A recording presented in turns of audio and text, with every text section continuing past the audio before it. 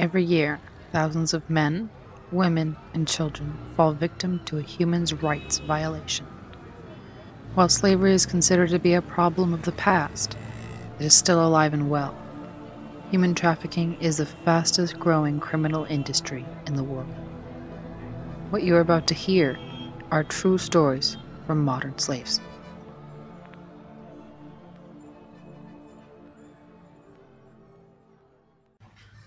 Well, I lived in Liberia, and my earliest memory was my mother's pleas as my father sold me to Mr. Yale. We were very, very poor. We lived in a small village, so we needed the money. Let's see. So they brought me to this cocoa farm, They put me in this truck at night, we were driving around, and sooner or later I ended up in this truck that took me out of the truck and put me down. And like, okay, go to that little hut over there. Yeah, they didn't give me much to eat either. I was wondering, okay, this is very dark. I thought it would be like, a nice shabby place, but no. The next morning, I was waken up by some men with machetes. They were screaming at me like, get up, get up, get up, and all that. They didn't give me breakfast or like lunch or anything. We got like food later that night, It was around like maybe 6, I guess. And it was like very hot there. The only thing we had to eat was like corn paste. Who like gives corn paste to little kids?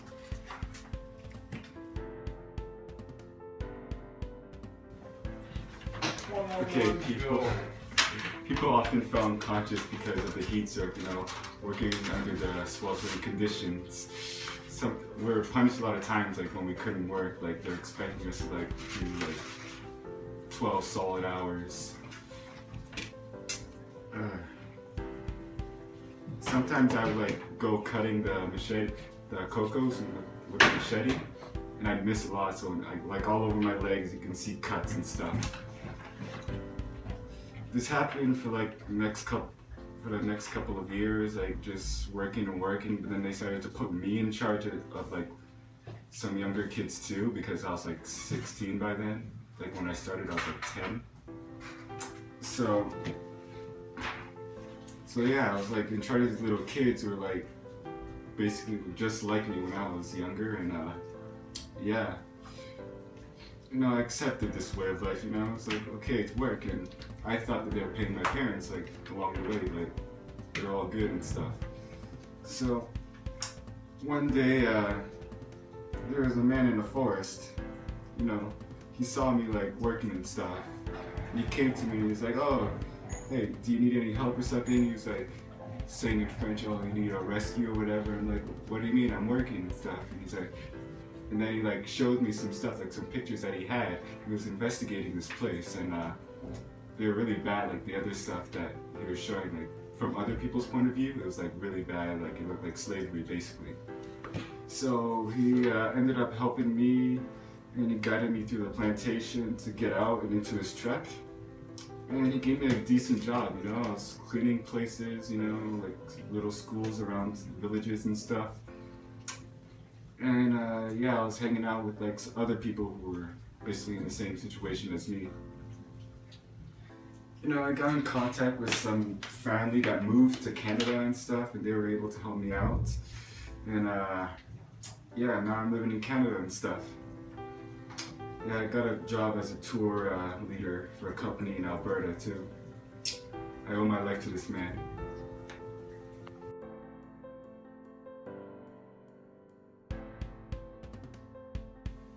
I lived in Hungary since I was a little girl. We lived well at the time, but when I moved out, I lost all my money in a startup company and I couldn't find work. I looked around and found an ad on the internet looking for a young woman looking for work in Canada, saying that they would make a large amount of money in a very small amount of time. I was desperate for money, and I called. The lady who I stayed in contact with said the jobs I'd be doing was babysitting, cleaning toilets, working in retirement homes. She said, we'll take care of everything you need. We'll pay for your plane ticket and feed and house you until you make enough money to get out on your own. They asked for all my emergency contact information, and 2 weeks later I was on a plane to Toronto. When I arrived and landed, 2 Hungarian and a Canadian men picked me up and took me to a motel. They said it was a favor to get me to Canada and that I owed $3,500. But I was told I could earn my ticket by working somewhere I'd make more money. Next to the motel was a bar, and I was forced to dance and give submit to those for money for nearly 3 months. They told me, never leave the motel, never leave the club, don't talk to anybody. They told stories of girls who went to the police and were arrested for illegally immigrating and kept in a jail cell.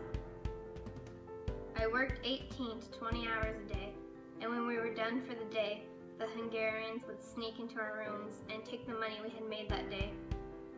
We slept about 4 hours a day. Days became blurred, and I became more and more eager to leave. I eventually got hold of a Hungarian English dictionary and pointed to words to communicate with the bar staff. I pointed to threat, fake, passport, need, forced, help. The staff started to understand, and they helped me escape. They paid for a cab and gave me some money. I now live happily in Toronto, and I started a housing company that helps girls who are in the same situation as me and give them somewhere safe for the night.